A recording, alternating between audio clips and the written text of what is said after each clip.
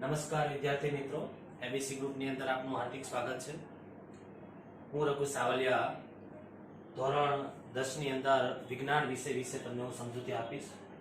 આજે આપણે સૌપ્રથમ પાઠ પહેલો રાસાયણિક પ્રક્રિયાઓ અને રાસાયણિક સમીકરણો વિશે માહિતી મળશે। ધોરણ 8 ની અંદર આપણે રાસાયણિક પ્રક્રિયાઓ અને રાસાયણિક સમીકરણો વિશે થોડું ભણાવીશું, પણ ડિટેલમાં આ પાઠની વિશે આપને માહિતી મળશે।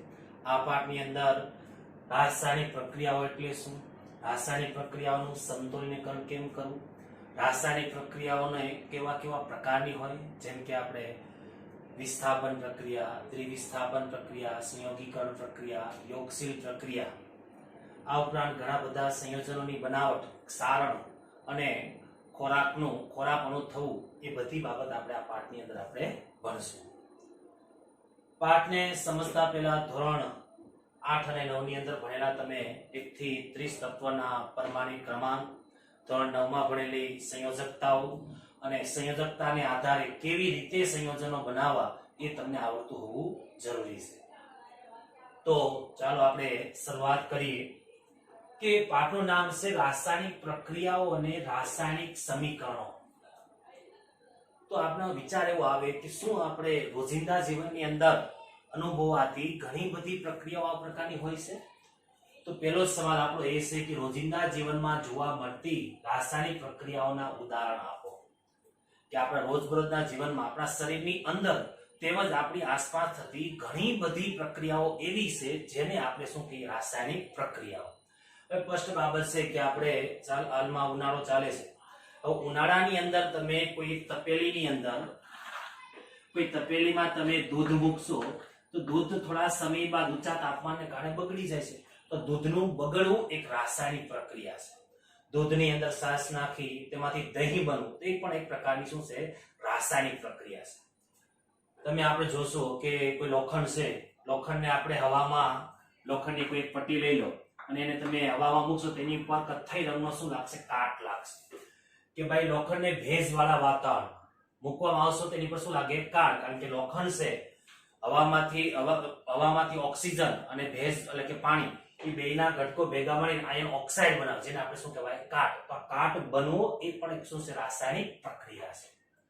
આ ઉપરાંત દ્રાક્ષનું આથવણ થવું, આપણે આગળના પાઠમાં ભણશું કે દ્રાક્ષનું આથવણથી આપણે ઇથેનોલ દારૂ મળે, તો એક પ્રકારની શું છે, રાસાયણિક પ્રક્રિયા છે। ખોરાકને રાંધવું, આપણે વિચાર આવે કે ખોરાક રાંધવો પણ એક રાસાયણિક પ્રક્રિયા છે। હા, ખોરાકને રાંધવું એ એક પ્રકારની શું છે, રાસાયણિક પ્રક્રિયા છે। કારણ કે ખોરાક છે તમે ગરમ કરશો તો એના ભાઈ તમને કાચો ખોરાક હોય તો કાચા ખોરાકનો આપણે સ્વાદ અલગ આવે, ઈ જ ખોરાક રંધાઈ ગયા પછી એનો સ્વાદ અલગ આવે। શા માટે આવો સ્વાદ બદલ્યો? કારણ કે એની અંદર શું થાય, રાસાયણિક પ્રક્રિયા થાય। ખોરાકનું પાચન થાય, હવે આપણે જે ખોરાક ખાઈએ છીએ આપણા પેટની અંદર ગયો, હવે કોઈ પેટની અંદર આપણા ખોરાકનું શું થાય, પાચન થાય। પાચન થવું એટલે શું કે આપણા ખોરાકની અંદર જટિલ કાર્બનિક ઘટકો હોય એનું આપણે સરળ કાર્બનિક ઘટકોમાં રૂપાંતર થાય, જે આપણે છઠ્ઠા પાઠમાં આપણે આગળ ભણશું કે જટિલ કાર્બનિક ઘટકો આપણે ખોરાક ખાધો છે, કાર્બોદિત, પ્રોટીન, ચરબી જેવા જટિલ કાર્બનિક ઘટકો પાચનની ક્રિયા દરમિયાન, પાચન એક રાસાયણિક પ્રક્રિયા છે, પાચનની ક્રિયા દરમિયાન જટિલ કાર્બનિક ઘટકોનું સરળ કાર્બનિક ઘટકોમાં શું થશે, રૂપાંતર થશે। આ ઉપરાંત શ્વાસોશ્વાસની ક્રિયા દરમિયાન પાચિત ખોરાકમાંથી ઉર્જા ઉત્પન્ન કરી, આપણે શ્વાસોશ્વાસની ક્રિયા આપણે પાચિત ખોરાકનું પહેલા શોષણ થાય, શોષણ થઈને ખોરાક ક્યાં જાય, કોષની અંદર। કોષમાંથી ઉર્જા ઉત્પન્ન કરવા માટે આપણે શ્વાસોશ્વાસની ક્રિયા કરી, આ શ્વાસ મારફતે આપણે કેવું આવ્યું, ઓક્સિજન, એ ઓક્સિજન કોષમાં રહેલા ખોરાકનું દહન કરી અને એમાંથી ઉર્જા ઉત્પન્ન કરે, આ ઉર્જા ઉત્પન્ન કરવી એ એક પ્રકારની શું છે, રાસાયણિક પ્રક્રિયા છે।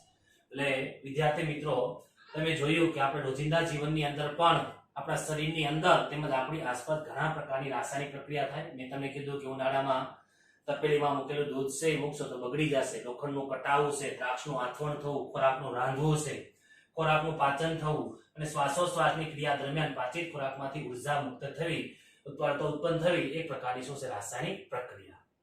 હવે આપણે પ્રશ્ન 2, હવે રાસાયણિક પ્રક્રિયા કેવા પ્રકારની હોય તે આપણે જોઈએ।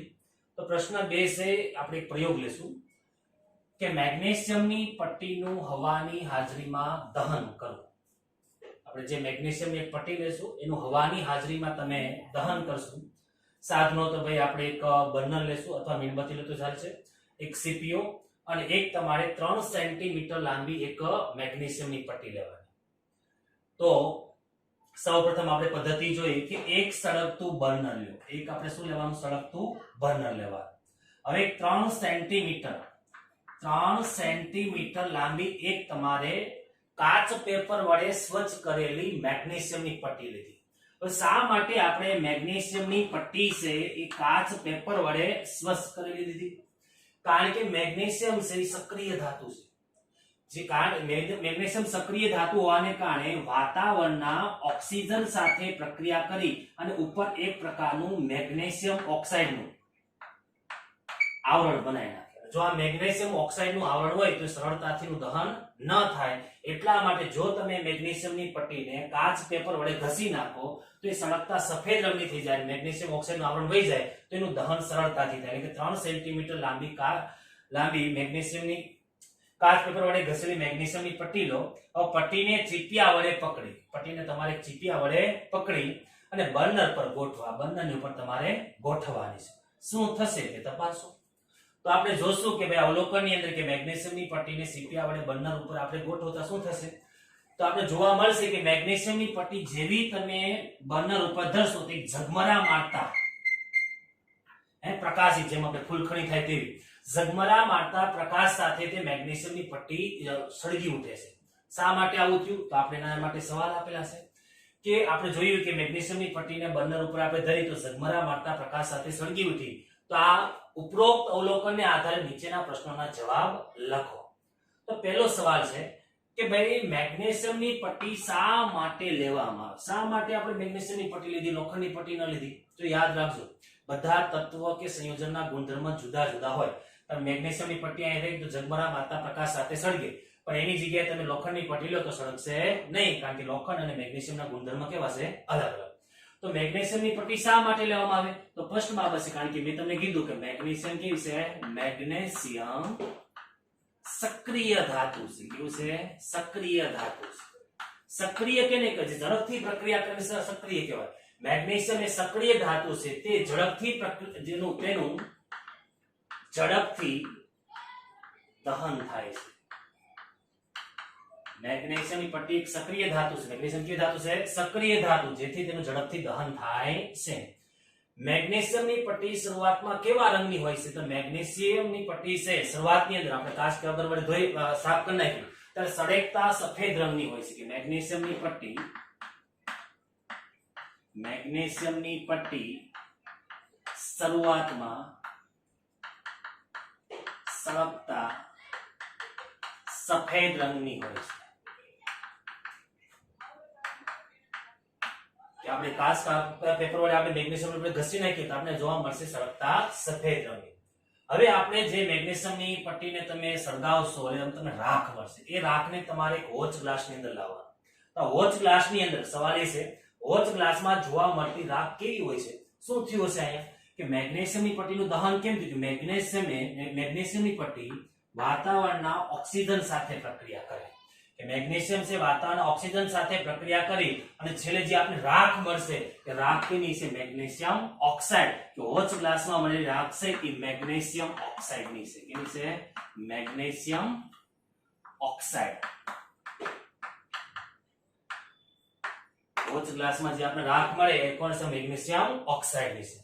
હવે મેગ્નેશિયમની ઓક્સાઇડ બનાવવાની રાસાયણિક સમીકરણ આપણે લખવાનું છે કે ભાઈ મેગ્નેશિયમ ઓક્સાઇડ બનાવવા માટેનું રાસાયણિક સમીકરણ લખો. તો મેગ્નેશિયમ ઓક્સાઇડ બનાવવાનું રાસાયણિક સમીકરણ આપણે લીધી હતી કે નહીં ભાઈ? મેગ્નેશિયમની પટ્ટી. તો મેગ્નેશિયમની સંજ્ઞા શું છે? આપણે Mg. મેગ્નેશિયમ પટ્ટીની અવસ્થા કોઈ પણ રાસાયણિક સમીકરણની લખતી વખતે હંમેશા ધ્યાન રાખવાનું કે કોઈ પણ સંયોજન કે તત્વ લખો એની ભૌતિક અવસ્થા લખવાની. ભૌતિક અવસ્થા કેટલા પ્રકારની છે હું તમને જણાવી દઉં કે ભૌતિક અવસ્થા જો ઘન હોય તો આપણે ઘનને આપણે સોલિડ કહીએ તો એની ભૌતિક અવસ્થા કૌંસમાં નીચે અહીંયા S લખવાનો. સોલિડનો શું લખવાનો? S. જો કોઈ આપણી પદાર્થ છે એની ભૌતિક અવસ્થા પ્રવાહી હોય તો આપણે શું લખવાનું? લિક્વિડનો L. અને વાયુ હોય તો આપણે ગેસનો લખવાનો G. આ મુખ્ય ત્રણ ભૌતિક અવસ્થા આપણે છે, ઘન, પ્રવાહી ને વાયુ. અને એક ચોથી ભૌતિક અવસ્થા છે કે જો કોઈ આપણે દ્રાવણ છે આપણે જે પાણીમાં બનાવીએ. કેમાં બનાવીએ? પાણી. જેમ કે મીઠું પાણીમાં નાખો તો એ દ્રાવણ જલીય બને. જળ એટલે પાણી. એ જલીય બની ગયું તો આપણે જો ભૌતિક અવસ્થા જલીય હોય તો આપણે એને એક્વિયસ કહેવાય. એટલા માટે આપણે લખશું એક્યુ લખશું. શું લખશું? એક્યુ. તો વિદ્યાર્થી મિત્રો આ બાબતનું ખાસ ધ્યાન રાખવું. કોઈ પણ રાસાયણિક પ્રક્રિયા લખો ત્યારે કોઈ પણ સંયોજન કે તત્વ દર્શાવો તેની સાથે નીચેમાં તમારે એની ભૌતિક અવસ્થા દર્શાવવી ખૂબ જ જરૂરી છે, નકર તમારા માર્ક કપાઈ શકે છે. તો આપણે શું કર્યું? મેગ્નેશિયમની પટ્ટી લીધી, મેગ્નેશિયમ લીધો પ્લસ શું લીધો? મેગ્નેશિયમની પટ્ટીએ કેની સાથે પ્રક્રિયા કરી કે વાતાવરણના ઓક્સિજન સાથે. કે ભાઈ ઓક્સિજનની ભૌતિક અવસ્થા કેવી? તો આપણે જાણીએ છીએ કે છે વાયુ gives આપણે એર હોલ્ડ દસ. આને આપણે પ્રક્રિયકો કહેવાય છે અને આને આપણે ટૂંકમાં મેગ્નેશિયમની પટ્ટીનું ઓક્સિજન સાથે અને આપણે નામ લખવા પણ જરૂર છે. આ શું છે? મેગ્નેશિયમ. આ શું છે? ઓક્સિજન. और બેની પ્રક્રિયા થઈ અને આપણે નિપજ મળશે મેગ્નેશિયમ ઓક્સાઇડ મળશે. શું મળશે? Magnesium oxide. મેગ્નેશિયમ ઓક્સાઇડ મળે છે. વિદ્યાર્થી મિત્રો ધોરણ 9 ની અંદર કોઈ પણ બે તત્વો વચ્ચે કઈ રીતે પ્રક્રિયા થાય એ તમે ભણી ગયા છો. આપણે જાણીએ છીએ કે મેગ્નેશિયમની સંયોજકતા +2 છે. મેગ્નેશિયમની સંયોજકતા +2 છે અને ઓક્સિજનની સંયોજકતા -2 છે. હંમેશા કોઈ પણ તત્વોની વચ્ચે રાસાયણિક પ્રક્રિયા થાય ત્યારે બેની સંયોજકતા છે એ સમાન થવી જોઈએ. સમાન ન હોય તો આપણે સમાન કરશું. જો અહીં મેગ્નેશિયમની સંયોજકતા +2, ઓક્સિજનની સંયોજકતા -2, જો સમાન સંયોજકતા હોય તો બે સામે સામે ઉડી જાય. તો શું થયું? Mg. આપણે કારણ કે ઉડી ગયા Mg અને આ કોણ ઓક્સિજન MgO. શું બન્યું? Magnesium oxide. શું આ સમીકરણ સાચું છે? ના. કારણ કે કોઈ પણ રાસાયણિક સમીકરણની અંદર પ્રક્રિયકો અને નિપજોમાં તત્વના પરમાણુઓની સંખ્યા કેવી થવી જોઈએ? સમાન થવી જોઈએ. એ આપણે 9મા ધોરણની અંદર ભણ્યા અને આગળ આ પાઠની અંદર પણ આપણે ભણશું કે રાસાયણિક સમીકરણનું સંતુલન કેમ કરવું. હંમેશા ધ્યાન રાખો કારણ કે એક કોમન બાબત છે કે કોઈ ઘંટી લો તો ઘંટીમાં તમે જેટલા દાણા નાખશો, કારણ કે તમે 10 કિલો દાણા નાખ્યા તો આપણે લોટ કેટલો મેળવવો જોઈએ? 10 કિલો. તો એવી જ રીતે તમે જેટલા પ્રક્રિયકોના પરમાણુઓ છે એટલા જ નિપજના પરમાણુ થવા જોઈએ. અહીંયા તમે ઓક્સિજન 2 નાખો અને આપણે નિપજમાં ઓક્સિજન 1 મળે એવું ક્યારે ચાલે નહીં. તો હંમેશા યાદ રાખવાનું કે રાસાયણિક પ્રક્રિયા લખો ત્યારે પ્રક્રિયકો અને નિપજોમાં ઘણી સંયોજનના પરમાણુની સંખ્યા આપણે સમાન થવી જોઈએ. ચેક કરીએ કેમ સમાન કરવાની. અહીંયા આપણે મેગ્નેશિયમ 1 છે તો મેગ્નેશિયમ તો પ્રક્રિયકો આ પ્રક્રિયકો છે કે જેમની વચ્ચે પ્રક્રિયા થઈ અને અંતે આપણે આ મળ્યું તો આપણે નિપજ કહેવાય. શું કહેવાય? નિપજ. તો પ્રક્રિયકો અને નિપજ બંનેની અંદર મેગ્નેશિયમના પરમાણુની સંખ્યા કેવી છે? સમાન છે. હવે વાત કરીએ ઓક્સિજન.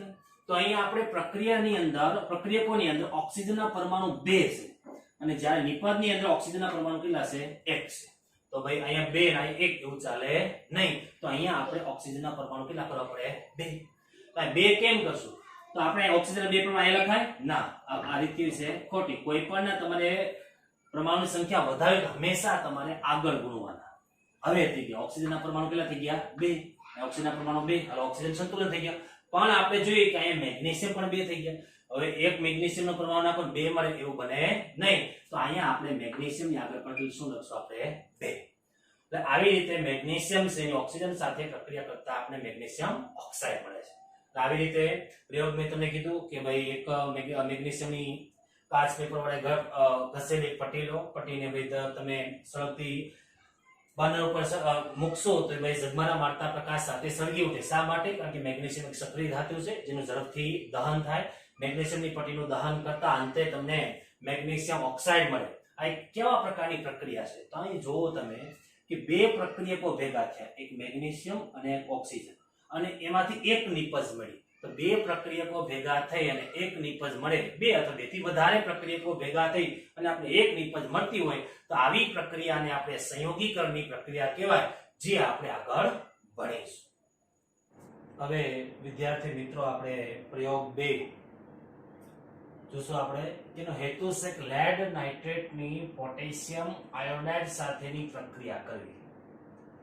લેડ નાઇટ્રેટની પોટેશિયમ આયોડાઇડ સાથેની પ્રક્રિયા કરવી એટલે કે આપણે દ્વિવિસ્થાપન પ્રકારની એક પ્રક્રિયા આપણે જોશું. આ બધી પ્રક્રિયા પાછળ તમને ભણવામાં આવશે આપણે. તો લેડ નાઇટ્રેટની પોટેશિયમ આયોડાઇડ સાથે પ્રક્રિયા કરતી વખતે આપણે કયા કયા સાધનો જોશે? તો એક તમારે એક કસનળી જોશે. આ ઉપરાંત એક કસ્ટડીને પકડવા માટે કસ્ટડીનું હોલ્ડર અથવા કે ટેસ્ટ ટ્યુબ હોલ્ડર જોશે. બે પદાર્થો જો હે, એક જો હે લેડ નાઇટ્રેટ નો પાવડર જે આપણે સફેદ રંગનો જોવા મળશે અને પોટેશિયમ આયોડાઇડ નું દ્રાવણ જે રંગવિહીન હશે. તો શું કરશું?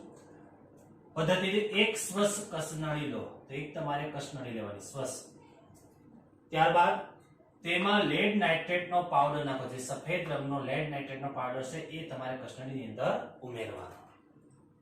ત્યારબાદ લેડ નાઇટ્રેટ નો પાવડર નાખ્યા બાદ તેમાં પોટેશિયમ આયોડાઇડ નું દ્રાવણ ઉમેરો. પોટેશિયમ આયોડાઇડ નું દ્રાવણ છે તમે એની અંદર ઉમેરશો. જેવો તમે પોટેશિયમ આયોડાઇડ નું દ્રાવણ ઉમેરશો એટલે લેડ નાઇટ્રેટ અને પોટેશિયમ આયોડાઇડ ની વચ્ચે કંઈક રાસાયણિક પ્રક્રિયા થશે અને એક નવું સંયોજન બનશે. શું થશે તે જણાવો.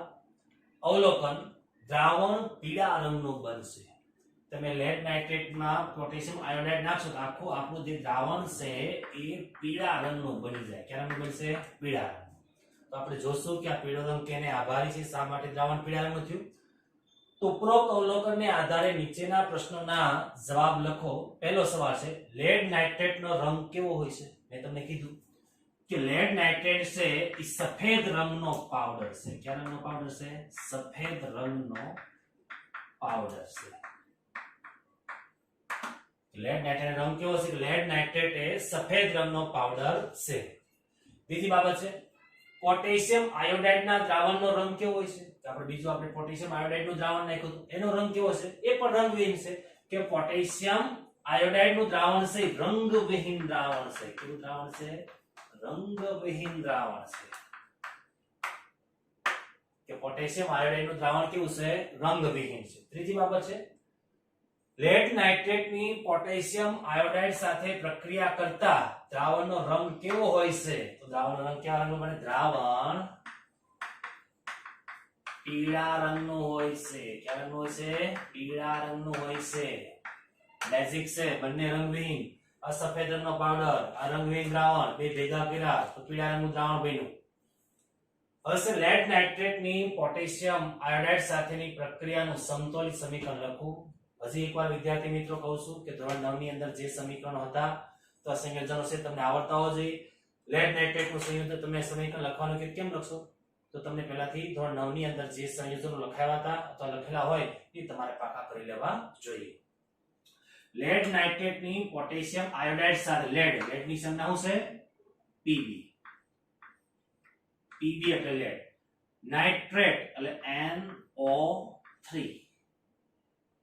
હવે આપણે જોઈએ છે કે લેડ ની સંયોજકતા કેટલી છે? આપણે જાણીએ ધોરણ 9 માં ભણીએ +2 અને આની સંયોજકતા કેટલી છે? -1. તો આ +2 છે અને આ -1 છે તો ધન 20 ભાર હોય એટલા જ ઋણ 20 ભાર થવા જોઈએ. તો એટલા ઋણ 20 ભાર, એકનો -1 તો આપણે ગુણ્યા 2 કરના તો 2 નો કેટલો થઈ ગયો? -2. એટલે આપણે લેડ 1 લેશું અને આપણે નાઇટ્રેટના અણુ કે લેશું 2. કાઉન્સ કરવો જરૂરી છે. શા માટે? ખાલી 2 લખો તો ઓક્સિજન 3 દુ 6 થાય, નાઇટ્રોજન 2 થશે નહીં. તો આ થઈ ગયું આપણે લેડ નાઇટ્રેટ. પાવડર લીધો સોલિડ અવસ્થાની અંદર. હવે તમે એમાં નાખ્યું potassium iodide K+1 I-1. K+1 I-1 બે સમાન છે એટલે આપણે ગુણ્યા નથી. આને કહેવાય લેડ નાઇટ્રેટ છે. એ છે જલીય દ્રાવણ છે આપણે લખશું Aq પોટેશિયમ આયોડાઇડ. હવે એની વચ્ચે કંઈક રાસાયણિક પ્રક્રિયા થઈ. કેવી થઈ જોઈએ? હવે સમજી લો, કોઈ પણ રાસાયણિક પ્રક્રિયામાં ધન સાથે ઋણ અને ધન સાથે ઋણ, ધન આરે ઋણ જોડાય, ઋણ આરે કોણ જોડાય? ધન જોડાય. હવે આપણે અહીં જોડે Pb ધન છે, એની સાથે ઋણ કોણ જોડાય? I-. હવે Pb +2 છે, I-1 છે, તો સેમ આ વસ્તુ થયું. આ 2 છે તો I ને કેટલા લેવા પડે? આપણે 2. તો આપણે શું મળશે? PbI2. જેને આપણે અવક્ષેપ મળે લેડ આયોડાઇડ મળે. શું મળે? Lead iodide. હવે શું થયું? આ માઈનસ આરે કોણ આવશું? પ્લસ. આ -1 છે, આ +1 બે સમાન તો મેં કીધું ઉડી જાય તો શું આવશે? હંમેશા લખાય પહેલા કોણ? ધનાય KNO3 પોટેશિયમ નાઇટ્રેટ. ઉમેર્યું આપણે પોટેશિયમ નાઇટ્રેટ. અહીં મેં કાઉન્સ કર્યો નથી. શા માટે? કારણ કે સંખ્યા એક છે તો કાઉન્સ કરવાની જરૂર છે નહીં. તો લેડ નાઇટ્રેટ ની પોટેશિયમ આયોડાઇડ સાથે પ્રક્રિયા કરતા લેડ આયોડાઇડ મળે છે. હવે આપણે જે aqueous અવસ્થામાં તો એના અવસ્થામાં છે અને aqueous. અને પોટેશિયમ નાઇટ્રેટ મળે. શું મળે? Potassium nitrate. વિદ્યાર્થી મિત્રો કીધું પ્લસ આને પણ જોડાય, માઈનસ +2 -1 આ બે છે તને કેટલા કરવાના? 2. તો શું થઈ ગયું? PbI2 પ્લસ -1 +1 તો KNO3. તો આ રીતે આપણે કોઈ પણ રાસાયણિક સંયોજન અથવા પ્રક્રિયકો ઉપરથી નિપજ કઈ રીતે મળે એ બનાવતા આપણે આવડતું હોવું જોઈએ. હવે જોઈએ કે આ પ્રક્રિયા સંતુલિત છે કે નહીં. તો અહીંયા લેડ 1 છે તો લેડ કેટલા છે? 1 આવે. લેડ તો સંતુલિત છે. નાઇટ્રોજન, અહીંયા નાઇટ્રોજન કેટલા છે? 2. આ નાઇટ્રોજન કેટલા છે? 1. તો અહીંયા આપણે નાઇટ્રોજનને કેટલા કરી નાખી? 2. વાત કરીએ ઓક્સિજન. ઓક્સિજન ચલે લેશું આપણે. પહેલા લઈએ આપણે આયોડિન. આયોડિન કેટલા છે? 2. તો આપણે આયોડિન કેટલા કર્યા? 2. Iodine 2, iodine 2. હંમેશા આગળ ગુણવાના. હવે વાત કરીએ આપણે ઓક્સિજન 3 દૂ 6 તો ઓક્સિજન 3 દૂ ને 6 હિસાબ બરોબર છે. નાઇટ્રોજન 2, નાઇટ્રોજન કેટલા થઈ ગયા? 2. Lead 1, lead 1, iodine 2, iodine 2, potassium 2, potassium 2. પ્રક્રિયા કેવી થઈ ગઈ? સંતુલિત. હવે જોઈએ કે દ્રાવણનો પીળો રંગ કોને આભારી છે? કે દ્રાવણનો પીળો રંગ કોને આભારી છે? કે દ્રાવણનો પીળો રંગ છે લેડ નાઇટ્રેટ ને આભારી છે. કેને આભારી છે? કે દ્રાવણનો પીળો રંગ લેડ આયોડાઇડ ને આવે PbI2 ને આભારી છે. કે દ્રાવણનો પીળો રંગ કેને આભારી છે? કે દ્રાવણનો પીળો રંગ છે લેડ આયોડાઇડ ને આભારી છે. ઉપરોક્ત પ્રક્રિયા કેવા પ્રકારની? વિચારો જે વિદ્યાર્થી, શું થયું કે કેવા પ્રકારની આ પ્રક્રિયા છે? તમે જોયું હશે કે અહીંયા ઉલટું થઈ ગયું કે લેડ સાથે નાઇટ્રેટ હતો અને પોટેશિયમ સાથે શું હતો? આયોડાઇડ. અહીંયા નાઇટ્રેટ સાથે લેડ ને બદલે કોણ આવી ગયો? પોટેશિયમ. અને અહીંયા આયોડિન સાથે પોટેશિયમ ને બદલે કોણ આવી ગયો? લેડ. ટૂંકમાં K ના સ્થાને Pb આવી ગયો અને Pb ના સ્થાને કોણ આવી ગયો? K. તો અહીંયા તમારે પ્રક્રિયકો જે ટૂંકમાં ચેન્જ થયા કે ભાઈ Pb ના સ્થાને K આવી ગયો અને K ના સ્થાને કોણ આવી ગયો? Pb. તો અહીંયા Pb નું વિસ્થાપન K એ કર્યું અને K નું વિસ્થાપન Pb એ કર્યું. બે એકબીજાનું વિસ્થાપન કર્યું હોવાથી આ પ્રક્રિયાને આપણે દ્વિવિસ્થાપન પ્રક્રિયા કહેવાય. સમજાણું? અહીંયા તમારે Pb નું વિસ્થાપન કોણે કર્યું? K. જો NO3 સાથે કોણ આવી ગયું છે? K. અને K નું વિસ્થાપન કોણે કર્યું? Pb. જો I સાથે કોણ આવી ગયું છે? આપણે Pb. તો એકબીજાનું વિસ્થાપન કર્યું હોવાથી આ પ્રક્રિયાને આપણે દ્વિવિસ્થાપન પ્રક્રિયા કહેવાય છે. સમજાણો પ્રયોગ 2. હવે આપણે શું પ્રયોગ 3. વિદ્યાર્થી મિત્રો આપણે પ્રયોગ 3 જે એક ઉષ્માક્ષેપક પ્રક્રિયા અંગેનો પ્રયોગ છે આપણે જોશું. પ્રયોગનો હેતુ છે ઝિંક ધાતુની મંદ HCl કે મંદ HCl લેવાનું અથવા તમે મંદ H2SO4 સાથેની તમારે પ્રક્રિયા કરવાની છે. લાસ્ટ પેપરની અંદર આ સવાલ પૂછાયેલો છે કે ભાઈ ઝિંક ધાતુની મંદ HCl કે મંદ H2SO4 સાથેની પ્રક્રિયાનો પ્રયોગ કરતી વખતે આપણે કયા સાધનો અને કયા પદાર્થોની જરૂરિયાત પડશે જોઈ લઈએ. તો સૌપ્રથમ આપણે જોશે એક કોનિકલ ફ્લાસ્ક. કાચનું આવશે કોનિકલ ફ્લાસ્ક. એક તમારે બૂચ જોશે જેથી વાયુ ઉત્પન્ન થાય સીધો નીકળી ન જાય એટલા માટે. અને બૂચની અંદર એક તમારે કાચની નળી દાખલ કરવાની. આ ત્રણ પદાર્થો જોઈએ, એક કોનિકલ ફ્લાસ્ક જોઈએ, બૂચ જોઈએ અને કાચની નળી જોશે. પદાર્થો ક્યાં જોઈએ? પદાર્થોની અંદર તમારે દાણાદાર ઝીંકના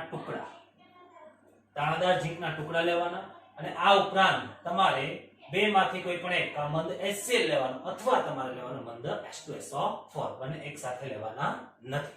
તો આ પદાર્થોની વાત થઈ ગઈ. હવે લેશું આપણે પદ્ધતિ કે એક કોનિકલ ફ્લાસ્ક લો, એક સ્પષ્ટ કરેલો આપણે શું લેવાનો? Conical flask.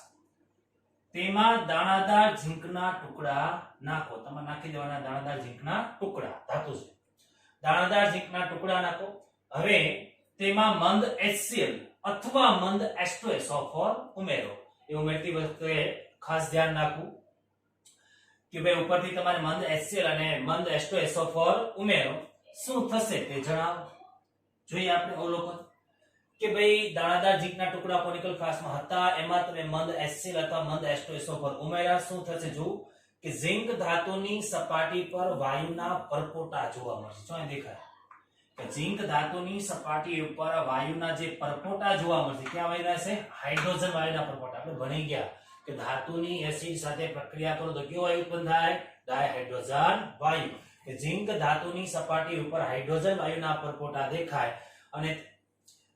છે અને કોનિકલ ફ્લાસ્ક ગરમ થઈ જાય છે. તમે કોનિકલ ફ્લાસ્કને ટચ કરશો ને તો તમે સ્પર્શ કરશો તો તમને આખો ગરમ દેખાય. શા માટે? કારણ કે ઝિંકની મંદ HCl કે મંદ H2SO4 સાથેની પ્રક્રિયા એક ઉષ્માક્ષેપક પ્રક્રિયા છે અને હાઇડ્રોજન વાયુ ઉત્પન્ન થયો કે નહીં તે ચેક કરવો હોય તો તમે અહીંયા સળગતી કોઈ મીણબત્તી કે અગરબત્તી લાવો તો અહીંયા જે રીતે દીવો થાય એવો અહીંયા સળગે તો સમજી લેવાનું અંદર હાઇડ્રોજન વાયુ ઉત્પન્ન થયો છે. હવે ઉપરોક્ત અવલોકનને આધારે નીચેના પ્રશ્નોના જવાબ આપો. આપણે 4 પ્રશ્ન છે. પહેલો પ્રશ્ન છે ઝિંક ધાતુની સપાટીની આસપાસ શેના પરપોટા દેખાય? તો મેં તમને કીધું હાઇડ્રોજન વાયુના. કેના દેખાય છે? હાઇડ્રોજન વાયુના પરપોટા દેખાય છે. કે ઝિંક ધાતુની સપાટીની આસપાસ શેના પરપોટા દેખાય? કે હાઇડ્રોજન વાયુના પરપોટા દેખાય છે. કોનિકલ ફ્લાસ્ક પર શી અસર થાય છે? તો મેં તમને કીધું આ પ્રક્રિયા કેવી છે? ઉષ્માક્ષેપક. કે કોનિકલ ફ્લાસ્ક છે ફ્લાસ્ક ગરમ થઈ જાય છે. કોનિકલ ફ્લાસ્ક ગરમ થાય જેને હાથ વડે સ્પર્શ કરતા તે આપણે જાણી શકીએ અથવા અનુભવી શકીએ છીએ. હવે મહત્વનો પ્રશ્ન ઝિંક ધાતુની મંદ HCl, ખાલી ચોપડીમાં એક જ સવાલ હું બે ની કહું છું, મંદ HCl અને મંદ H2SO4 સાથેની પ્રક્રિયાનું સમતોલિત સમીકરણ લખો. જોઈએ બેટા આપણે પ્રક્રિયા કોણ છે? તો સૌથી પહેલા આપણે ઝિંક Zn ભાઈ ધાતુ છે સોલિડ અવસ્થાની અંદર અરે કે છે આ ઝિંક ધાતુ. એની પ્રક્રિયા પહેલા આપણે લઈએ મંદ HCl સાથે કરીએ. કેની હારે કરીએ? મંદ HCl. આ જલીય દ્રાવણ છે આપણે એની અવસ્થા લખશું Aq અને કહેવાય હાઇડ્રોક્લોરિક એસિડ. કયો એસિડ કહેવાય? Hydrochloric acid. તમે પ્રક્રિયા કરશો gives. હવે મેં તમને કીધું છે નવમાં ભણી ગયા ઝિંકની સંયોજકતા કેટલી ભાઈઓ? +2. અહીંયા આપણે જો હાઇડ્રોજનની +1 ને Cl ની -1. પ્લસ આરે કોણ જોડાય? માઈનસ. આ +2 છે ને -1 તો ક્લોરીન કેટલા લેવાના? -2 કરવા માટે ક્લોરીન કેટલા લેશું? 2. તો મળશે આપણે ZnCl2 પ્લસ H નું સ્વતંત્ર અસ્તિત્વ શક્ય, H+ એટલે કે પ્રોટોન નું સ્વતંત્ર અસ્તિત્વ શક્ય નથી. બીજા હાઇડ્રોજન સાથે જોડાય અને આપણે ડાયહાઇડ્રોજન વાયુ આને કહેવાય ઝિંક ક્લોરાઇડ. ઝિંક ક્લોરાઇડ અને આ આપણે મળશે ડાયહાઇડ્રોજન વાયુ આપણે મળશે. પ્રક્રિયા સંતુલિત છે? તો ના. હવે ઝિંક અહીંયા ક્લોરીન 2 છે અને ક્લોરીન કેટલા છે? 1. ક્યાં ગુણશું? આગળ. ક્લોરીન 2 ક્લોરીન 2 હાઇડ્રોજન કેટલા થઈ ગયા? 2 હાઇડ્રોજન 2. પ્રક્રિયા કેવી થઈ ગઈ? સંતુલિત થઈ. હવે આપણે લઈએ ઝિંક ધાતુની મંદ H2SO4 સાથેની પ્રક્રિયા. તો અહીંયા સેમ ઝિંક એની ભાઈ મંદ H2SO4 એટલે કે સલ્ફ્યુરિક એસિડ. કયો છે? Sulphuric acid. એની પ્રક્રિયા કરશું. જોઈએ મેં તમને કીધું આની સંયોજકતા કેટલી છે? +2, આની +1 અને આની -1. પ્લસ એટલે કોણ જોડાય? માઈનસ. અહીંયા +2 ને માઈનસ સમાન છે, ઉડી ગયું. શું બની જાય? આપણે ZnSO4 ઝિંક સલ્ફેટ પ્લસ મળશે આપણે H2 ડાયહાઇડ્રોજન વાયુ. જોઈએ zinc 1 hydrogen 2 sulphur 1 oxygen 4 oxygen પ્રક્રિયા કેવી છે? સંતુલિત છે. તો આ રીતે રાસાયણિક પ્રક્રિયા તમને બનાવતા અથવા લખતા આવડતી હોવી જોઈએ. હવે જોઈએ ઝિંક ધાતુની મંદ HCl સાથેની પ્રક્રિયા કેવી છે? જો કેવી છે? કોનિકલ ફ્લાસ્ક કેવો થઈ ગયો? ગરમ. તો આ પ્રક્રિયાને આપણે કેવી કહેવાય? ઉષ્માક્ષેપક પ્રક્રિયા છે. હવે જો રાસાયણિક પ્રક્રિયા દરમિયાન ઉષ્મા ઉત્પન્ન થાય તો ઉષ્મા શેપક પ્રક્રિયા કહેવાય, અને જો તમારે ઉષ્મા આપવી પડે તો એ પ્રક્રિયાને આપણે ઉષ્મા શોષક પ્રક્રિયા કહેવાય. સમજાણો પ્રયોગ. હવે જશું આપણે આગળ.